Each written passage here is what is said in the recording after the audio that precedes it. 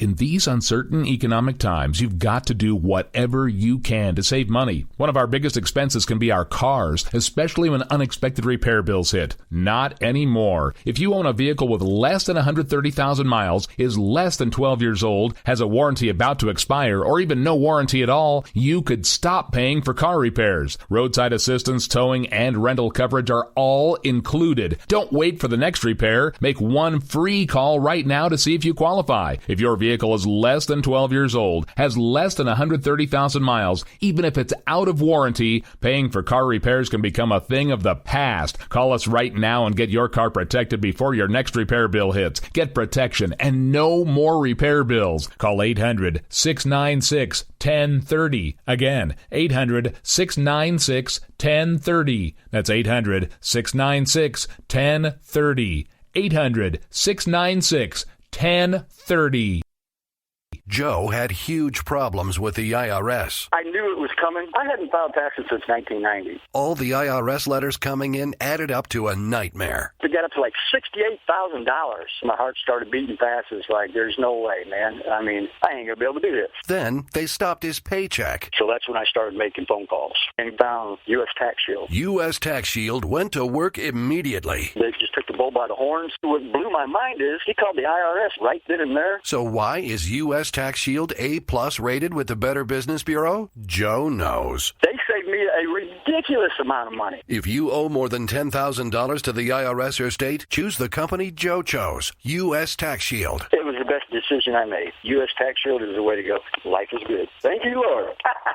Call 800-471-3287. U.S. Tax Shield. Boo-rah. Yes.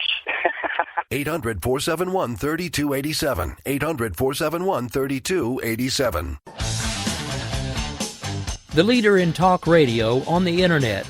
Right here on K98 Talk.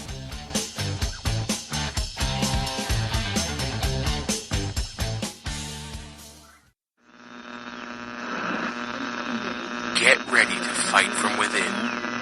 You're about to go behind enemy lines on K98.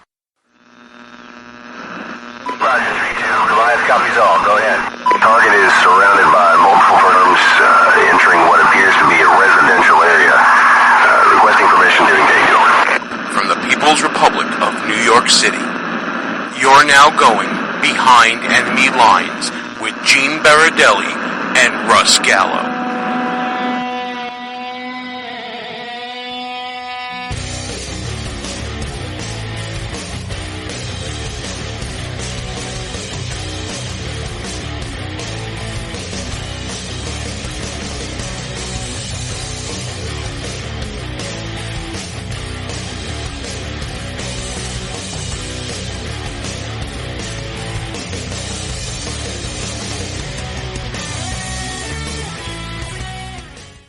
Down on the sanctuary. No, I'm not, and I'll tell you why. I'm not. You have anarchy when you have a sergeant serving in Iraq, son, 18 years old in Los Angeles, shot dead by a criminal illegal alien that was let out of a L.A. jail. Well, that's the problem. Because they won't obey. They won't obey the federal law. Los Angeles. If somebody is picked up, if somebody is in jail, it is perfectly appropriate. That's what Sanctuary City policies are. They won't report it. No, because that is not. Sanctuary City goes much further than that. That's part of the equation. Well, but I believe thoroughly that just like states are trying to protect themselves, if they pick somebody up, if they've committed a crime in this country or elsewhere, they should be deported, no questions asked, or tried for the crime. Well, that's what the Sanctuary Cities are doing. We do not want to have what some people are advocating, which is that literally you have deputized law enforcement officials going door to door, businesses, homes. I don't think Americans would put up with that for a nanosecond. Americans are reasonable. Yes. They don't like. And you are now behind enemy lines. Hey there, how you doing? Gene Baradelli, Russ Gallo here. Russ, what's going on, my brother? Yo, wait a minute. Did you hear the end of that clip? Yes, I heard the end of that clip. Before you do that, okay. Before you do the end of that clip said, I don't think Americans would put up for a nanosecond deputized people going door to door in America. Can you tell me anyone who advocated for that? Who's advocating for that? It's absolutely ridiculous. She created a straw man argument. O'Reilly almost went along with it. All right, Gene, go back to what you were going to do. Can I open the show, please? I'm Will upset. you? I'm upset. I know you're upset. It's going to be one of those kind of nights, folks. It is the return of Two Drink Minimum Radio. Let's crack them open. Oh, there we go. What is the beer of choice tonight? It is 21st Amendment Brewery Sneak Attack Farmhouse Ale brewed with cardamom, which I don't know what it is, but it sure tastes good. All right, so we're going to get into this right now because I know you're hot, Russ. You've been primed for this show. You've been prepping for this show since like hours before we started here. I've never seen it happen before, ever. Let me tell you what the problem, though, with prepping while drinking. No, I'm not going to go. The angrier you get, the more you drink. And I can barely read my own notes now. Exactly. It's like I went nuts. All right, so let's get into it right now. All right, so let's talk about, first of all, let's talk a little bit about sanctuary cities. What the hell are they? Sanctuary cities are cities that basically don't follow federal law. I think that's the simplest way of putting it.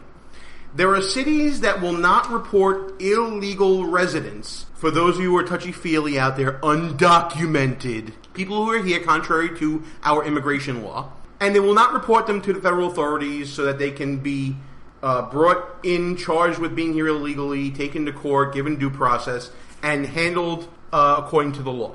Yeah. That's what they are. They are. And what just happened in San Francisco, there, baseball fans? A young woman, a 32-year-old white woman, killed by an illegal immigrant here who was a 5-time deportee, a 7-time convicted felon, and that dirtbag's name was Francisco Sanchez, a 32-year-old white woman. Where's the President of the United States? His press secretary won't even answer a question about this. They punted it to the Department of Homeland Security. But when it was Trayvon Martin or Ferguson or Baltimore, hashtag Black Lives Matter, right? What about this young white woman in San Francisco killed by a Mexican illegal immigrant? The very Mexican illegal immigrants, murderers, drug dealers, criminals that Donald Trump, Republican presidential candidate, has warned us about. Absolutely, and, you know, while we're getting all racist up in this piece, no, I'm just kidding. Listen, for those of you to listen to the show for the first time, we're going to call it as we see it. You know what? If someone's white, we're going to say they're white, unlike the Democrats. If someone's male, we're going to say they're male, unlike the Democrats. If someone is, you know, has a different religious background, we're going to call it what it is, unlike the Democrats, because definitions still matter here on this show. So let's talk about this guy that committed this horrible act in San Francisco. How many times was he deported, Russ? 5 times this dirtbag was deported. Now that means 5 different times. He was apprehended. He was charged with a crime. He was taken to court. He was sentenced accordingly. Probably given a lawyer by us. That we paid for. Sentenced accordingly. And then sent back to his nation of origin. Mexico. And then he came back. And he was apprehended. And he was charged with a crime. And he was given representation. And he was given due process. And he was brought before the court. The matter was adjudicated. And he was returned to his nation of origin. Repeat that now again 3 times over. We're not even counting the 7 felonies that he was convicted of. Oh, a 7-time felon, 5-time deportee. So that means twice the court system didn't do their job. That's what that means to me. And that's the problem with sanctuary cities. Because you can have illegal immigrants who are here in this country committing crimes, and they will not, the municipality will not follow federal law, and the person will then stay here to be allowed to commit more crimes. And I'm going to read off of Breitbart.com here. Sanchez was freed after the San Francisco Sheriff's Department refused to honor a request by U.S. Immigration and Customs Enforcement, or ICE, to detain him. Following a policy adopted in 2014, he was arrested soon after the shooting. So the guy was, if you read the reports, he's looking around for sleeping pills in a dumpster, supposedly finds a gun somewhere, is messing around with a gun, and then kills this woman. This is what he what he did. Doesn't even belong in the country. What dumb luck. Just happens to find the gun in the certain place where it shouldn't be. And he's a repeat offender. Gee.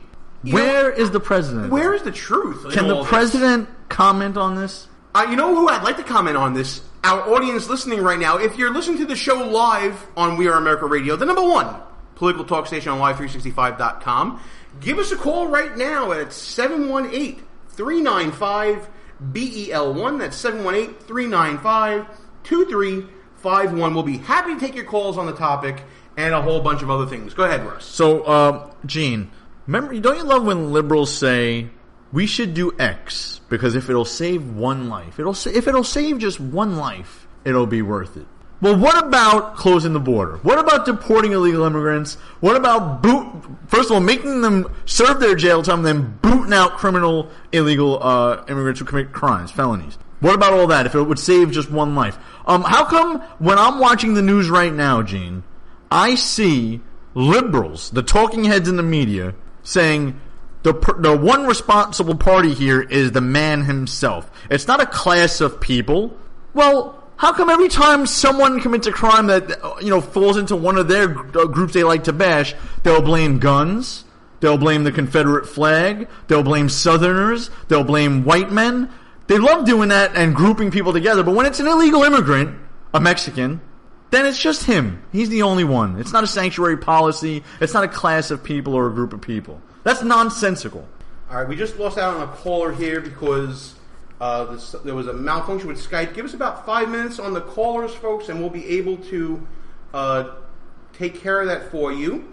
But in the meantime, you're absolutely right, Russ. But I want to talk about these sanctuary cities one more time because there's more an issue here than you think. And this has become an issue where Democrats are appealing to their base on an emotional level. This has nothing to do with everything you talk about. Everything you said made sense. If you say that to one individual, yeah, you know what? They might agree with you. But if you say that to an urban area that is majority minority, like the People's Republic of New York City, one of those areas, they are not going to vote with you because you make sense. They're going to vote with the people who are giving them the handout. Okay?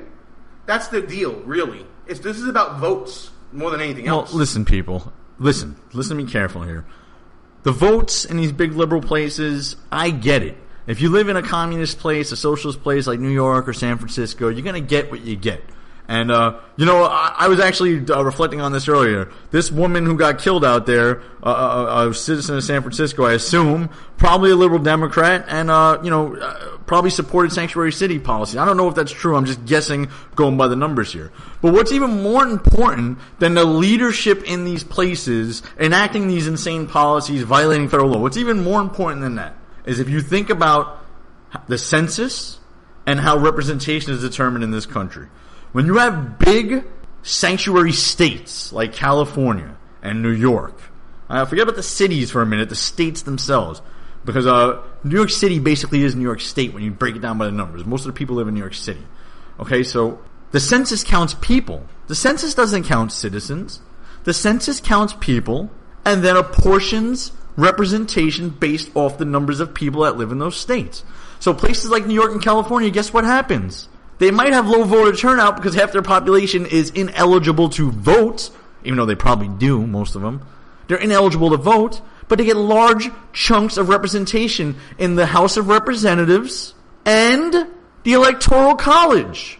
So there you go. That's even more dangerous than if you choose to live in a place like New York or San Francisco, you get what you deserve. But the rest of the country suffers because these places get greater representation based off the illegals that are being counted in the U.S. Census. Wake up, America. You may not agree with Donald Trump on some social issues because people are going to be digging stuff out for Democrats he supported in the past and things he may have said about social issues in the past.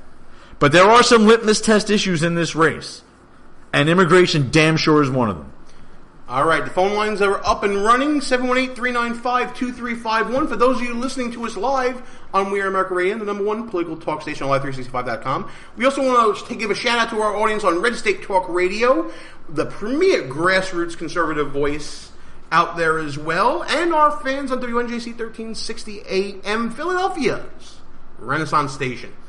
You know, Russ, we hit on a point last week. We were talking about Supreme Court decisions, and we were talking about the decision with Kobach versus the Election Assistance Committee, talking about how the federal form could be used by illegal immigrants in order to be registered to vote for federal elections. This is just another part. If you're a conspiracy theorist, and I'm not one of them, this is just another way for Democrats to get people to vote who aren't allowed to vote. And like you were talking about, that's the motivation for the Democratic Party. I mean, listen, there are voter registration stands right now in Chicago cemeteries getting ready for 2016. It's happening, folks, okay? If you don't think that the Democrats are not above looking the other way when an illegal immigrant signs the federal form, versus the state form, you're nuts. You're bugging. You're crazy. Right now in the People's Republic of New York City, there is a municipal ID that illegal immigrants can obtain. And the reason why it exists is because the liberal land of the People's Republic of New York City allow it to happen. They passed the city council. They have their own ID. We got a caller on the line with us right now, 859-410. You are on the air behind enemy lines. Hey there, how you doing? Where you from? I'm from Kentucky. This is Susan Shepard. I called early on the Wayne Dupree show. Susan Shepard, thank you so much for calling in from the great state of Kentucky. Tell us what you want to talk about. Well, I want to talk about the fact that, we sit here and we talk about this problem, we talk about that problem. Everybody does a lot of talking, but nobody's really doing anything. And I agree with you there. We can go. A lot of people sit and complain, but they don't get up and they don't vote. But there's also other things that we can do. We can call our congressmen. We can write letters. But there's so many other things that we can do. We have a voice, and everybody's voice matters. I mean, there are so many things that we can do. We can get together. We can do petitions. There are just that's the point that I want to make. I appreciate your point very much, Susan, but I just want to ask you one question while you're doing it, because I know that you're very much a grassroots person. I just joined your Facebook group, which I hope gets up and running and gets a lot of members on it. You can plug that group after my comment. But I know you writing your congressman and all that, that's the grassroots thing. I get it. I love the enthusiasm about it. But real talk for a second.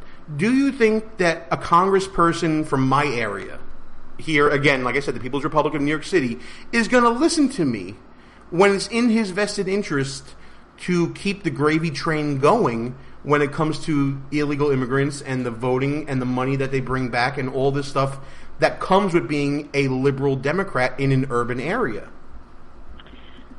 Well, you have a really good point. And I do know that there are times when we fight, just like the TPA. When they hadn't got passed through, thanks a lot, Mitch McConnell.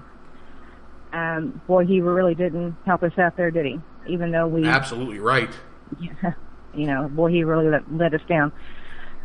And maybe it doesn't really it doesn't get the results that we want. But you know what? I think the answer that you're looking for is that we got to keep on fighting even though the odds are stacked against us. That's why we're behind enemy lines here on We're America Radio. Susan, tell everybody about your group, and then I got to move on with the show, okay? All right. Thank you so much. Okay. Well, you know what? I'm going to plug your group for you because it was up in the chat room. Russ is laughing here because this is the first time in the history of the show that we've had a plug that wasn't accepted by someone who called in, right, pal? I mean... That's a first for us. That's how you know that you're dealing with grassroots people. You know what I mean? That was great. I love it. We're going to put it into the chat room again. Plug your Facebook page. Plug your Facebook page. All right, thank you very much. But that's okay. Listen, we get it. You're new to this, and it brings us really to almost our break here. Russ is going nuts. He's waving his hand. He's an Italian American from New York City, waving his hands at me, trying to get my attention. Go ahead. Because Susan, said, or Gene and Susan went back and forth about what can we do, and I get it. Call your congressman, write a petition, sign a petition, whatever. You could do those things. I think we're jaded here in New York City, though, Russ. Yeah, but here's some things you can really do. I mean. You have to have, first of all, Republican primary voters, you guys have so much power you don't even know it. You're going to pick who goes up against Hillary Clinton. Don't be fooled. Don't be fooled into thinking you need a moderate, because that's the only guy or girl that could win the general election. That's BS fed to you by the libs. You need to pick a no BS conservative. And what I mean by that is, I believe in litmus test issues, okay? I was the biggest Rick Perry fan there was, not long ago. But I have a few litmus test issues, and one of them being immigration. And when he was the governor of Texas, he offered in-state tuition rates, and we did a whole show about this, to illegal immigrants who went to college in Texas. And recently he was asked about it, and he doubled down on it, said he didn't regret doing it. and that these people should be able to go to school and get a college education at a reduced rate. Meanwhile, I used the example, if someone in the bordering state of Louisiana or Oklahoma, Iraq war veteran, no legs, comes back in, wants to go to school in Texas, they would be paying out-of-state tuition rate, which is about double what the in-state tuition rate is, okay? While an illegal immigrant from Mexico would pay an in-state tuition rate. So that's BS right there. So what you can do, came full circle back to what you can do, is support Republican candidates who are conservative, with some libertarian leanings, but conservative. Bedrock, strong conservatives. And I don't know if Rick Perry's still in that boat for me anymore, to be honest with you. I'm just putting it out there. I hear you. Listen. If he comes on the show, I got to ask him a few questions about that. So be forewarned. If we get Governor Perry on the show, as much as I love and respect the man, I gotta pick the scab of offering illegals in-state tuition, because I don't get it. Well, I did ask him this up in New Hampshire when we did trail him for a couple of hours. And the answer that we received was that, well, what else can you do? He gave me the compassionate... You could charge him out-of-state tuition rates, at least. And that's what I came back to him with, and we kind of agreed to disagree on that. He's still one of my guys, but I understand the frustration on this for sure. By the way, Susan's group is called Patriotically Moved.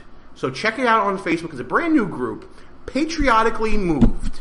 It's a pretty cool thing that people can just start up these groups and gather together and talk and exchange ideas. Hey, here's another litmus test issue for immigration. And Bill O'Reilly on Fox News, we played a clip from him earlier in the show. He's pushing this right now, and he's got a few Republican congressmen on board, which I think it's a great idea. It's called Kate's Law. Kate's Law, named after this woman that was killed in San Francisco. This 32-year-old white woman killed in San Francisco by an illegal immigrant from Mexico named Francisco. All right, so the law is named after her, and what this law would do is anyone caught re-entering the United States, any felon caught re-entering the United States after being deported would get a mandatory federal sentence of 5 years. Mandatory federal sentence of 5 years for any felon who was deported and then illegally re-enters this country. Now, that's common sense. And that would be a litmus test issue for me. Every Republican candidate on that stage would have to answer in the affirmative when asked would they support Kate's Law. By the way, I would change the name of it because I don't like those kinds of laws anyway. But I would change the name of that.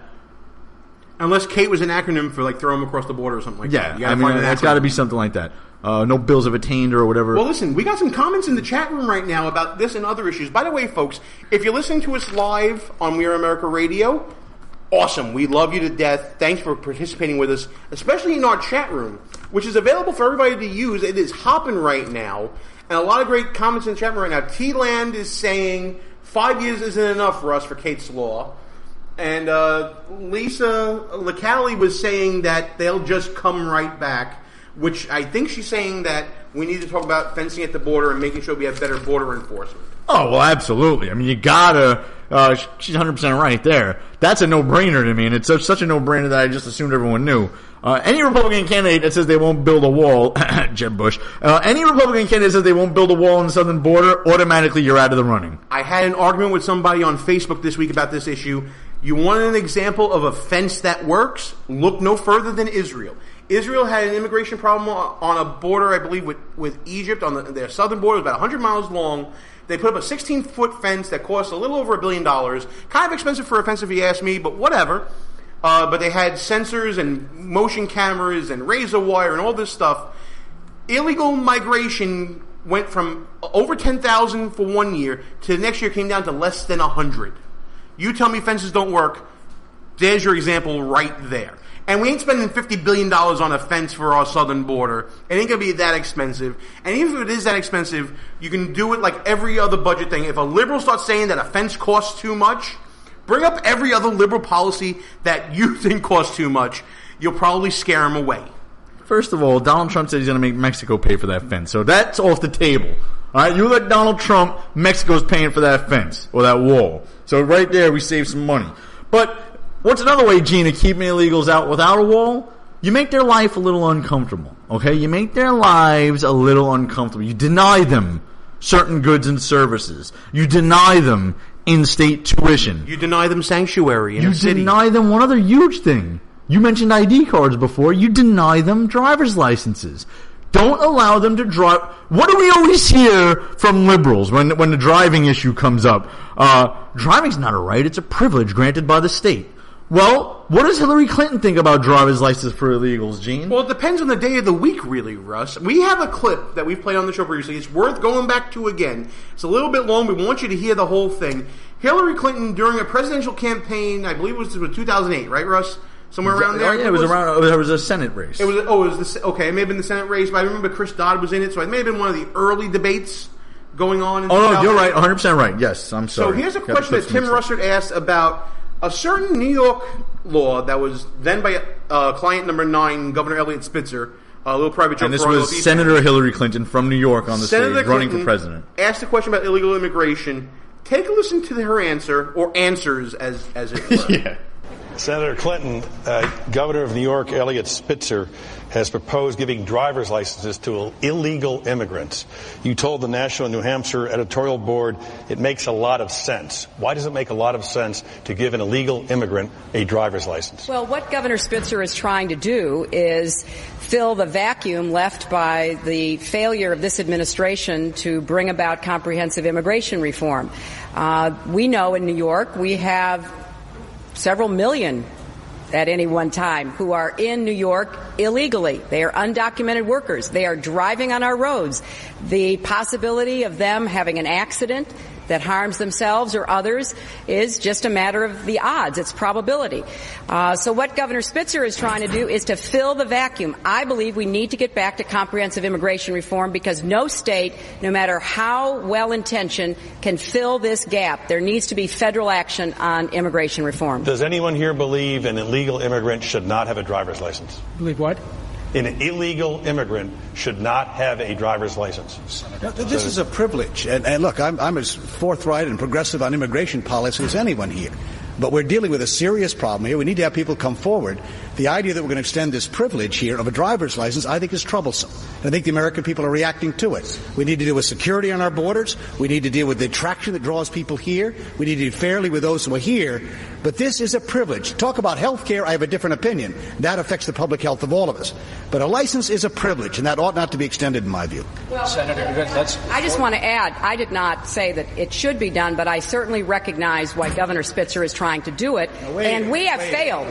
We have failed. No. You said yes. No. You thought it made sense to do it. No, I didn't, Chris. But the point is, what are we going to do with all these illegal immigrants who are driving on the That's a legitimate issue, but driver's license goes too far. Well, you may say that, but what is the identification? If somebody runs into you today who is an undocumented worker... There's ways of dealing with that. Well, this is a privilege, not a right. Well, what Governor Spitzer has agreed to do is to have 3 different licenses. One that provides identification for actually going on to airplanes and other kinds of security issues, another which is an ordinary driver's license, and then a special card that identifies the people who would be on the road. So it's not the full privilege. Senator Clinton, I just want to make sure what I heard.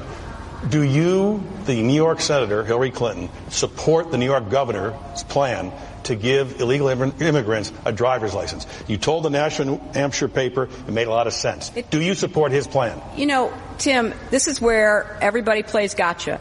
It makes a lot of sense. What is the governor supposed to do? He is dealing with a serious problem. We have failed, and George Bush has failed. Do I think this is the best thing for any governor to do? No. But do I understand the sense of real desperation trying to get a handle on this? Remember, in New York, we want to know who's in New York. We want people to come out of the shadows. He's making an honest effort to do it. We should have passed immigration reform.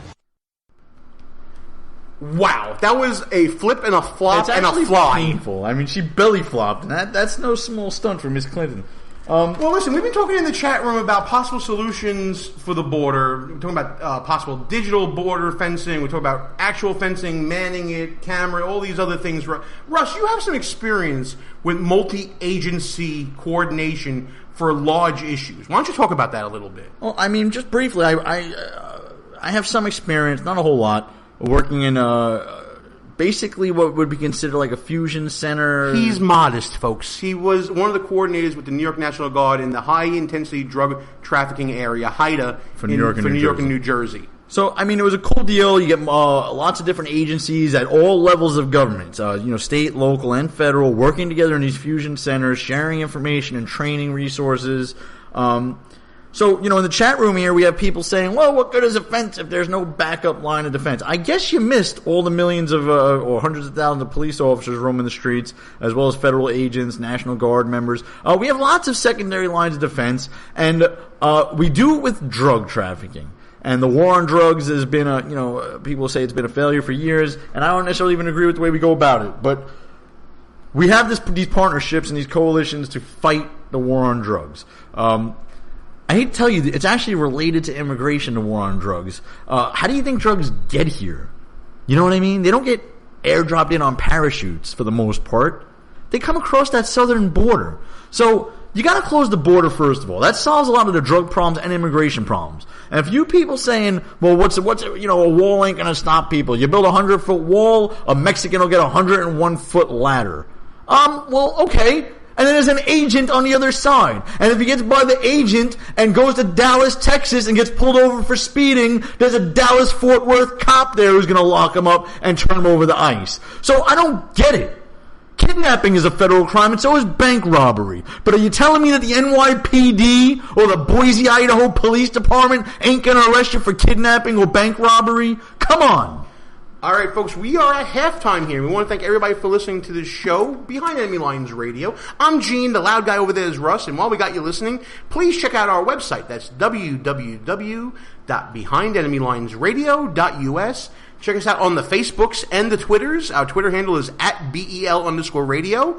And check us out on and with the official Brooklyn Young Republicans, which is the organization that this show came from and was born out of.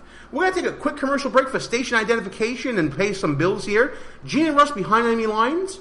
We'll be back after this with some more immigration talk and maybe a few other surprises. Back after this. So what is Behind Enemy Lines anyway? This is the true story of two friends living in the People's Republic of New York City who work together and have their conversations taped to find out what happens when conservatives stop being politically correct and start getting real. We are Behind Enemy Lines. Watch your wallets. Thursdays at 1 on WNJC, part of the Conservative Commandos Radio Network. I'm Vito. And I'm Vito. And we're from WNJC's The Vito and Vito Show. Every Friday at 1 p.m., you can hear Vito and Vito bring you the perspectives of two college-age millennial conservatives who are committed to defending the principles of free markets, liberty, freedom, and individualism from Brooklyn, New York. Follow us on Twitter, Facebook, and Instagram at Vito and Vito Show. And check out our blog posts and articles at VitoandVito.com. Vito and Vito Show every Friday, 1 p.m. on WNJC 1360 AM, Philadelphia's Renaissance Station. In Brooklyn, it's nothing but the truth. Who might you save? Your mother, your father, your husband, uncle, aunt, son. Learn FAST, F-A-S-T, the sudden signs of a stroke, and you could save. Your friend, teacher, boss. F, face drooping. A, arm weakness. S, speech difficulty. T, time to call 911. F-A-S-T. That's F, face drooping. A, arm weakness. S, speech difficulty. T, time to call 911. The sooner they get to the hospital, the sooner they'll get treatment. And that can make a remarkable difference in the recovery of your neighbor, the waiter, grandmother, grandfather. So learn FAST, the sudden signs of a stroke, then pass it on, because you never know who might save you. Your wife, your colleague. Spot a stroke fast. Visit strokeassociation.org. Brought to you by the American Stroke Association and the Ad Council. Behind Enemy Lines. Back on the air. Gene and Russ, back Behind Enemy Lines. Listen, Russ, I want to just kind of tail off this topic a little bit that we've been talking about with the illegal immigration in context of what happened in San Francisco. Don't fall off your chair, pal. It's okay. We're going to do some other topics. Well, listen, I just want to bring up one thought that came to me during the commercial break. Everyone in the chat room right now that we've been talking to has plans and ideas, and there are people also in the chat room who are poking holes in plans and ideas, saying this won't work, that won't work, the other thing won't work, this will work, whatever the case may be. This is the problem that I think conservatives have when it comes to these type of issues. And when it comes to picking a candidate even, there's no such thing as a perfect issue. There's no such thing as the perfect conservative candidate. You have to accept things the way they are, not the way you wish they'd be sometimes. But that doesn't mean that you can't try to get to perfection. Yes, a fence may not keep all illegal immigrants out. They can cut the fence, they can jump over it, they can find holes in it, find ways under it, dig under it, whatever the case may be. Yeah, some of the more persistent ones will get past the fence, and they'll get to a secondary line of defense. But that doesn't mean you still don't build the fence.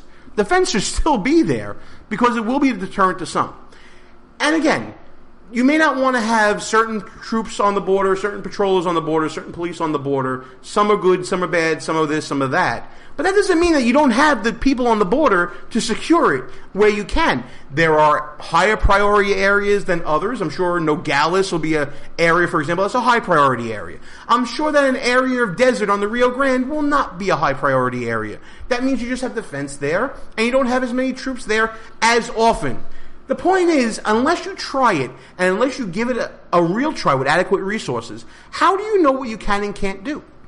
And that's my problem with all these immigration people that are poo-pooing a lot of the solutions that arch conservatives are putting out there, Russ. Gene. I know, I'm being like Russ Geller right now. Though I put a comment in the chat room that basically said, we should get rid of all murder laws because we can't prevent murder with a murder law. And that's attributed to Russ Geller. That's one of the sayings that I steal from him every now and then. I do steal a lot from you, pal. I don't know if you know this. Well, I do credit it as my own. The attribution my way. So here's the deal: when you're arguing with liberal Republicans, and I'm friends with a few liberal Republicans. I believe in diversity myself to some extent. Well, as long as it's like Jack versus Crown, right? That's the diversity you like. So these liberal Republicans, you have to look behind the curtain with these people, and there's a few of them in the chat room tonight, and I'm glad you listen. I'm glad you're in the chat room. But these liberal Republicans, they throw up these straw man arguments. You can't accept the premise of their argument. Logic has to trump here, and no pun intended. There is a pun intended. I think Trump is a very logical guy. Logical, not illogical. Trump is very logical. So when you're arguing with one of these rhinos or liberal Republicans or whatever you want to call them, and they try to throw at you, fences and walls, they don't work. They can't possibly work. Well, let me ask you something, Mr. Birdelli, and all of our listeners. In jail, how do they keep people in and out of that prison? What do they put around it? They put at least one fence that I know of. At least a fence, a wall maybe.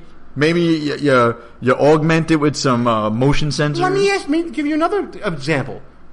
Our military bases. What is there around our military bases? I'll give you a better example. The White House. What's around the White House? I'll give you another example. But wait, Gene, these things don't work. Why do we do that? Why does the White House have a fence if fences don't work? Well, clearly that fence doesn't work. There are people jumping on the White House lawn trying to get into the White House all the time. Why do we even have it? So what's behind the fence to stop them then? A guy or a gal with a gun. There you go, law enforcement. So don't buy these illogical arguments. Because I don't think a 40-year-old pregnant Mexican or Guatemalan or El Salvadoran is climbing over a 20-foot fence or wall. Okay, I don't believe that to have their anchor baby, they're going to scale a 20-foot wall. So you could say it's not going to stop them all. But it's going to stop a huge percentage of these people. And by the way, there was an article out of Arizona saying that there was some story that was featured in Breitbart saying that because the fence was so high there were complaints, I couldn't believe I'm saying this, there were complaints of illegal immigrants hurting themselves coming over the fence. And that's a real issue to some people.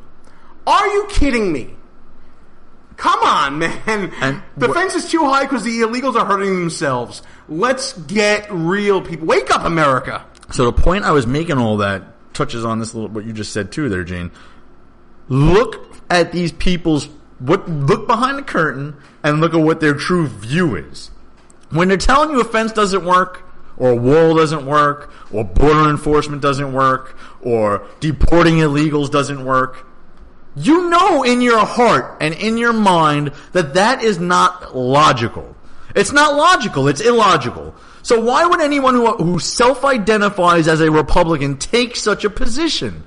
Because if you look behind the curtain, that's not their true position. They don't really believe a wall won't work because that's just insanity.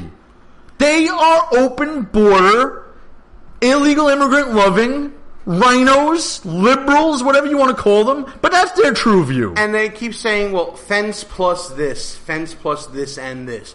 Okay, you know what? Fine. If you want to spend more money, great. But let's prioritize the area. Let's assess the area. This area could use a fence. It's remote. We don't need as many patrols here. This near Nogales is a high-intensity area. Let's make sure that this high-intensity area is kept with better control of. You control based on need. You don't have to put everything everywhere. But one thing that is undeniable is that a fence across the entire thing is your first line of defense. Yes. Now, for you first aid fans out there... And first implies second, third, and fourth, by the way. Of course. Folks. So, and this is a great analogy here. First aid. Anyone who's been through even a basic first aid course knows. If someone gets hurt, you go through several procedures to make sure they're all right and try to help them out. But once you identify that someone, and there's certain priorities, you have breathing and bleeding, those are your top priorities. You're talking about triage. But you triage, and now you got a guy who's bleeding, right? And he's unconscious. And, his shirt's ripped or whatever. You could make the whole list of things that's wrong with the guy. And then you have to figure out what to do first. The first thing you got to do is stop the bleeding. You have to stop the bleeding. If you start performing CPR right away while the guy's bleeding, he's just going to bleed out. You're going to push the blood right out of his body. So it's the same thing with a nation, a country. You when a liberal or a rhino says we can't deport 10 million people, FYI, it's closer to 30 million. There's about 30 million illegals in the country. Listen to what Hillary Clinton said. Millions and millions in the People's Republic of New York alone. Yeah. So when they say we can't deport these people or we have to give them driver's licenses, you know what? Maybe we can't deport 30 million people all at once. They might be right about that. It's going to be a tough haul. But you know what we can do? We can stop the bleeding. We could put that damn wall up and stop the bleeding. You know what? I likened it more to a dam that's about to break. You got some big holes you got to fix before you worry about the little ones. And you know what? Some other holes might develop along the way, so you got to be a little more flexible than triage. But you still have to stop the flow where it's coming the strongest. And if it pops up somewhere else, you address it there. Just like you deal with everything else in your life, folks, you prioritize. And then you assess, and then you attack. And for you fools out there, you fools who are for open borders and no fence, who do you think is coming across that border? It's easy for you to say people like Donald Trump or Russ Gallo are racist because they mention the Mexicans and the El Salvadorans and the Guatemalans and whoever else we mention. But there's a lot of other people that Donald Trump mentioned too. And I'm not going to say the Irish or the Russians. He mentioned what the Border Patrol or the ICE classifies as OTMs, other than Mexican, coming across our southern border. You mean there are people with dinars in their pockets coming across the border? And prayer rugs and all kinds of other stuff. They come across that border just as easily as drug mules and illegal immigrants and rapists and murderers and other criminals coming here to commit the crimes that Americans refuse to do now. They come here too. So if ISIS wanted to come to this country, what's easier for ISIS to do, Mr. Birdelli? Get on an airplane where they're going to check his passport and go through his bags and land at JFK? Or is it easier to go land in Guatemala somewhere and just march your ass up through Mexico and get into the United States through an open southern border? And before we get to cards and letters from all our fans here, he was going for El Salvador and went with Guatemala in midstream. El Guatemala. That sounds Guatemala. That sounds to me like a Sharptonism, Russ. And for those of you listening to the show, it's that time again. We always give equal time to our competitors and our adversaries here on the show. So we'll be right back after a word from the Reverend Al Sharpton. Gene and Russ behind the lines will be back after these brief words. The show will be right back. But first, a word from Al Sharpton. Good evening, Rev. Thanks Good evening, to Rev. you, Ed. Is this Groundhog Day 2? We are watching that was Attorney General Eric Holder, ABDs, about some Republicans at home are already beating the drums of war. Today, the Pentagon refuted that claim. And he said the American people do not want him to, quote, dwindling, they do not want him dwindling his thumbs. You can get a gig as a contortionist. Intravenous fluids and pills coated with gelatin. We don't leave our women or men in uniform behind. It's a monument to the hubris of Dick Cheney, Representative Raul Labrador. Years of abuse. I personally apologize to Mr. Peebles. Just ask to soon-to-be former Congressman. Democrats are outright jitty. CIA's counterterrorism center. Veteran Affairs Secretary Shinseki. Why do I always mess up his name? Shinseki. I love my critics to have fun with that. Politics Nation with the Reverend Al Sharpton starts right now. Good evening, Rev. Good evening, Dr. Dyson. But wait, there's more.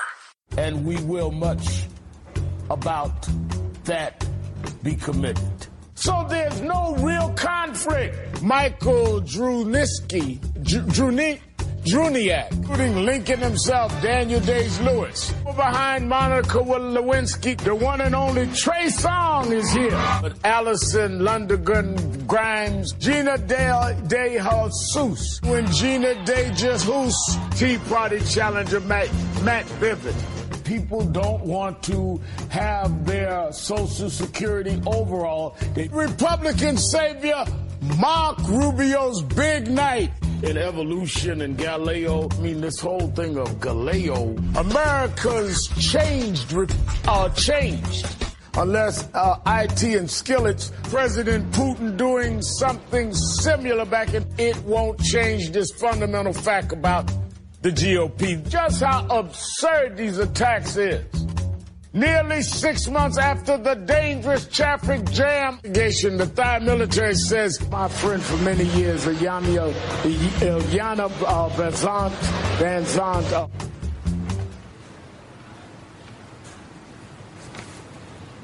nothing there. And all we can get is an internet show? Let's get back to it. Gene and Russ, back behind enemy lines. Time to transition a little bit, pal. We can go on and on and on and on and on and on and on about illegal immigration, especially this week. But I know that, and this is a rarity on the show, you have a bone to pick with me.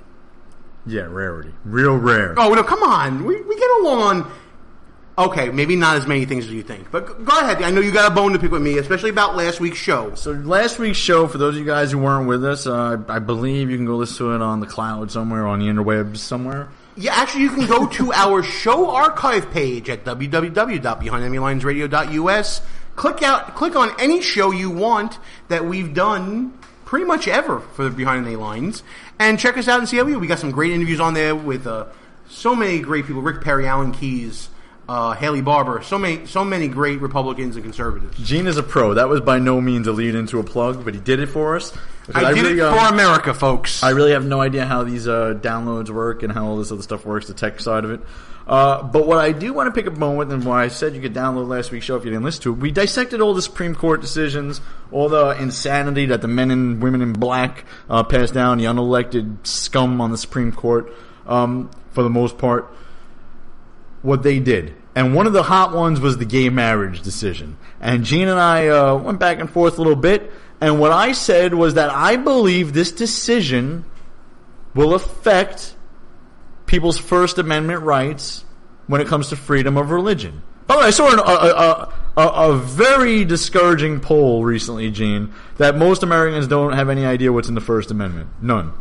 I'm shocked. America doesn't know something? Unbelievable. But for those of you who don't know, go read it. But within the First Amendment to the Constitution contains your freedom of religion. Congress shall make no laws regarding the establishment of religion or the free exercise thereof.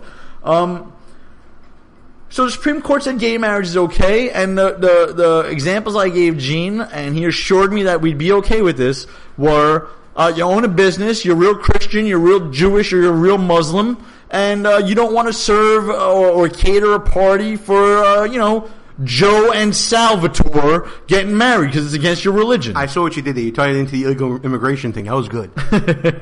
So you don't want to do this. And what's going to happen to you? Can the government at all levels force you and call you a bigot, a racist, a homophobe, whatever the word is nowadays? Oh, and by the way, Hillary Clinton and Barack Obama both opposed gay marriage a few years ago. Were they bigots, racists, homophobes back then themselves? And are they now recovering? That was another question I asked last week. But let's get back to this one, Jane. So, let me ask you again, and I'd like to get your answer today. The Supreme Court... by saying I'm a lawyer. No, you can preface your answer with whatever you want. Here's my question. I'm a lawyer. The question is this. Gay marriage is now the law of the land because the Supreme Court says it was. If it's the law of the land and it's wrong to oppose gay marriage now, or you be a racist, homophobe bigot, you own a business, again, you're Christian-y, Jewish-y, or Muslim-y, and you don't want to cater that gay wedding, can you get in trouble, Gene? It depends on the laws of your jurisdiction. Under federal law, and under the decision that we would, and which was what we were talking about, the decision in Obergefell, which has to do with performing the marriage ceremony. Okay? Under that didn't change any state or municipal law regarding discriminatory practices of businesses. So the answer to that, to me, the true answer is, if there is a state law that says that you cannot practice your closely held religious beliefs, then that law is unconstitutional pursuant to the Hobby Lobby case, where, if you remember Hobby Lobby, they were providing contraception except for that type of contraception that resulted in an abortion. And the Supreme Court said that because they were a company that was closely held and had deeply rooted religious beliefs, they were able to do that. I think that case is applicable to a business with closely held religious beliefs that chooses not to contract for services in connection to a ceremony that is against their deeply held religious beliefs. Gene. Yes, Russ. You said, I'm trying to take notes here because you went all over the place just like lawyers do with all this double talk. I just lawyered your you know what. You said it depends on the federal law or jurisdiction that they live in. Gene, last I checked, the United States Constitution applies to all. That's correct. So where in the First Amendment does it say any bakery has to serve cake at a gay wedding? It doesn't say that. In fact, the Constitution says that you have a freedom to contract, to enter into a contract of your choosing. We discussed that already. That's actually a clause in the Constitution. It's not something contrived under the 14th Amendment. It's something that's actually written there. The contract clause, not the commerce clause, the contract clause. It's there already.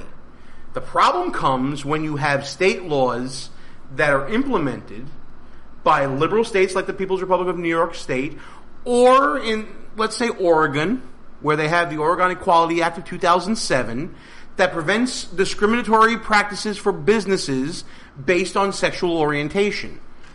That law is in conflict with your First Amendment right to practice your religion, and, in my opinion, also against the holding in the Hobby Lobby case. All right, so let me just read a little piece off the Huffington Post.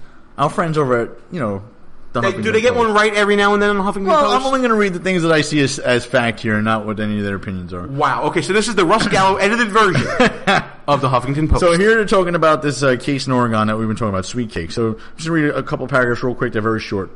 The owners of an Oregon bakery, just so you know where we're coming from here, by the way. So the owners of an Oregon bakery must pay $135,000 in damages for refusing to make a wedding cake for a lesbian couple, a state official ruled on Thursday. Oregon Labor Commissioner Brad Avakian agreed with the preliminary ruling that sweet cakes by Melissa illegally discriminated against a Portland couple in 2013 by turning down their request based on their sexual orientation. The Kleins had argued it was against their Christian beliefs to participate in a same-sex marriage.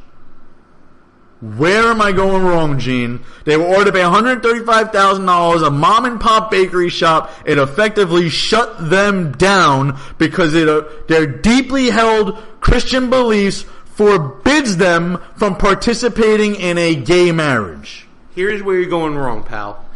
A state commissioner, is that what you said? A state commissioner ruled. Yeah. Not even a state official. A state official who was a commissioner, I think you said. Not even a state court ruling. And it's about a state law, right? Have they challenged the issue in court? Because my understanding of Oregon law is that once you go from a state commissioner's decision, you have a right to appeal in the Oregon Court of Appeals. And I bet you that appeal is going to be that the Oregon Equality Act is unconstitutional because it is infringing upon this woman's right under federal law to practice her religion. And what are you basing that on, Gene? Do you really believe this case ever you know that what circuit is out there on the West Coast, Gene? It's the Ninth Circus of Appeals. And the Ninth Circus, they are the most liberal appeals circuit court in this country. And the Supreme Court, in all of their insanity, have shown where they stand on gay marriage, including the supposed conservative justice, a couple of them. So this case will never get past the Ninth Circuit. And the Ninth Circuit will damn sure say that Oregon did not violate the Constitution. Don't you see how dangerous it is when we have jurisdictions and court circuits and unelected judges having the final say? What if a state, instead of ignoring the First or Second Amendment, decided to ignore the 13th Amendment? Wouldn't it be great if we had legislatures that actually respected federal rights under the Constitution? That's where your anger should be. And you're right. This passed in 2007. But Gene, you're a lawyer, and what I argue all the time on this show is read the damn Constitution. It doesn't say that the judicial branch's job is to interpret the laws. It does not say that in the Constitution. That was invented by the court themselves in Marbury versus Madison. It's all BS. It's every branch of the government. It's every branch and every level of the government to interpret and understand what the Constitution means. Well, here's where the issue comes in, and this unfortunately is a problem of federalism if you want to take it that way. States get to decide their own laws sometimes on several issues, especially issues that are not delegated to the federal government under the Constitution. Business licensing and business requirements is one of those things that state governments control and govern. That's why every state has a state department within it to deal with business licensing, business rules, business taxes, all the things that we hate about big government, right? That is the law. That is the level of law we're dealing with, and that's the problem. The state is having no regard for your federal rights. Big problem, in my opinion. I think your federal rights, especially the ones in the First Amendment, are rights that are fundamental to you that no government should be able to usurp or take away from you. That's the major issue. A state has overstepped their bounds. Unfortunately, Sweet Cakes by Melissa's getting caught up in it. You know what I mean? That's the problem. Yeah, I get it. Look, they're a victim of circumstance, and they're being crucified, forgive the pun, for standing up for their rights. Well, listen, we need to amend the Constitution. We talked about this a little bit last week. Mark Levin wrote some great stuff in his book, The Liberty Amendments, one of which is to limit the term of office of a Supreme Court justice and give the states and the Congress the ability to overrule a horrific Supreme Court decision like the ones we've seen recently. There you go. All right, time for Buffoon of the Week. For those of you listening to the show for the first time, this is the part of the show where Russ and I find a news story from the past week, and we hold the person or group out for such ridicule because they did something so stupid that we feel we need to correct society in some small way by holding them out for the idiots that they are. Do you have one? Because I got a doozy, brother. I got such a doozy. I mean, I don't want to say the one I'm all right, I'm going to go with mine first. I have the one, but it's touchy. No, I think you should do it. Mine is Eric Holden, who is a blogger and contributor for Access.com. I actually met the guy a couple times, Russ. He was a reporter here in New York for a couple of newspapers before he, quote-unquote, made it big. He wrote a story that he now claims is a parody story about how the New York Mets, a team that I root for and I love, let's go Mets, should have culturally diverse mascots to reflect the diversity of New York City, which happens to be just miles away from where the Mets play. First of all, the Mets play in New York City. Let's just get that out of the way right away. Second of all, culturally diverse mascots, he's a freaking baseball bobblehead. Okay? He's white. Because baseball's a white, my friend. It has nothing to do with his race. That doesn't seem fair. And if you want to have the crowning part of their argument, that is fantastic. He actually claims that Mrs. Met, a little-known mascot for the New York Mets, was the reason why the Mets turned around in the mid-1960s. Absolute buffoonery. Can't stand it. The pain of the burning from the stupid is too much, Russ. Buffoon. That just doesn't seem right, Gene, to me. They have a point. Well, you got one better. What do you mean you got a point? They have come a on. point. Listen, it's not fair that Mr. Met is white all the time. Oh, come on. It's just not right. Are you blackballing Mr. Met? I can't believe I'm not going to say the one I got. I'm just going to bring it up as a point, but I'm not. I withdraw the nomination before I even submit it.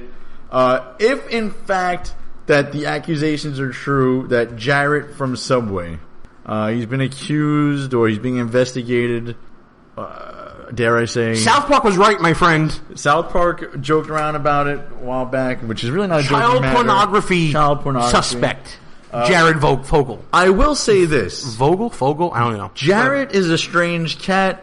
I don't understand how he lost several hundred pounds by eating Subway sandwiches. I just never understood that. And I really hope it's not true, what they're accusing him of. You know what? He's in. We'll put him in for buffoon. I'm going to throw him in. I'm just torn. Because if he is in fact innocent, it's tough. All right, well, there are your two choices for this week. Don't vote for mine. Is it Eric Holden or is it Jared from Subway for your pick for Buffoon of the Week? And just to clear up a little bit of business from last week, let's see who won last week's Buffoon of the Week contest. Working America, my picks. The people who are fighting for $15 an hour and put an ad out for $12.25 an hour for an intern. They are. Tell them how to vote, Gene, and where to view this. Well, you're going to be able to vote, folks, at www.BehindEnemyLinesRadio.us all week long until next week's show. So check it out. By the way, Working America, you are last week's. Final thought time, my brother. It is all you. Build a wall, round them up, deport them all. That's my motto. All right, folks, that's it for us here on the show. Thanks for listening to Behind Enemy Lines Radio. We're going to shut it down here, ain't we, Russ? Shut this mofo down. All right, guys, we'll talk to you again next week. Our position's been compromised. It's time to roll out. Report for debriefing at www.BehindEnemyLinesRadio.us and look for regular communications via Facebook and Twitter at BEL_radio. You are the resistance. Behind Enemy Lines. A rock radio production. Copyright 2015. Back in 7 days. Out. The internet will never be the same. You're listening to K98Talk.com.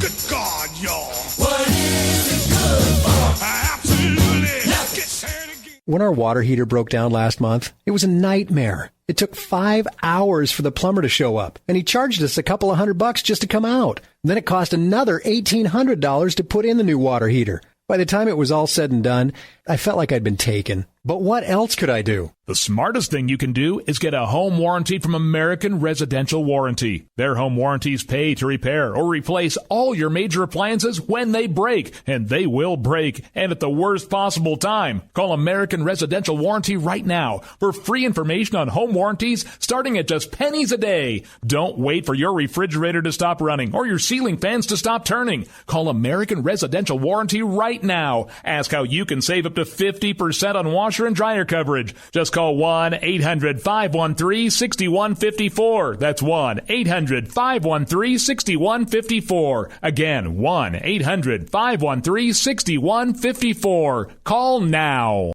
Tired of paying outrageous prices for Viagra? Well, we have great news for you. Now you can finally get Viagra at huge discounts. Healthy Man allows you to save up to $500 on Viagra. Why pay U.S. pharmacy prices of $15 per pill or more when you can get Viagra for less than $3 a pill? Call today and get 40 Viagra pills for only $99. This can cost as much as $600 at your local pharmacy. You can't afford not to call us. If you want Viagra at the lowest prices, never pay $15 $3 a pill pharmacy prices again. Get Viagra for less than $3 a pill. Call 1-800-516-7602 today and save up to $500 and get 40 pills for just $99. Healthy Man is fast, easy, and affordable. Operators are waiting at 1-800-516-7602 to take your call right now. Call 1-800-516-7602. That's 1-800-516-7602. Again, 1-800-516-7602.